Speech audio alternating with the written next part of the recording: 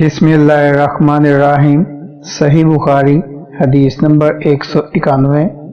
عمر بن یحییٰ نے اپنے باپ یحییٰ کے واسطے سے بیان کیا، وہ عبداللہ بن زید رضی اللہ عنہ سے نقل کرتے ہیں کہ وضو کرتے وقت انہوں نے برتن سے پہلے اپنے دونوں ہاتھوں پر پانی ڈالا، پھر انہیں دھویا یا یوں کہا کہ کلی کی اور ناک میں ایک چلو سے پانی ڈالا اور 3 مرتبہ اسی طرح کیا، پھر 3 مرتبہ اپنا چہرہ دھویا، پھر کہنیوں تک اپنے دونوں ہاتھ 2 بار دھوئے، پھر سر کا مسح کیا،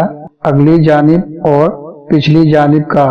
اور ٹخنوں تک اپنے دونوں پاؤں دھوئے، پھر کہا کہ رسول اللہ صلی اللہ علیہ وسلم کا وضو اسی طرح ہوا کرتا تھا۔ اللهم صل على محمد وعلى آل محمد كما صليت على إبراهيم وعلى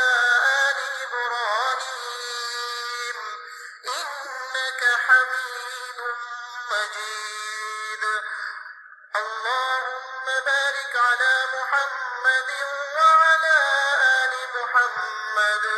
كما باركت على إبراهيم وعلى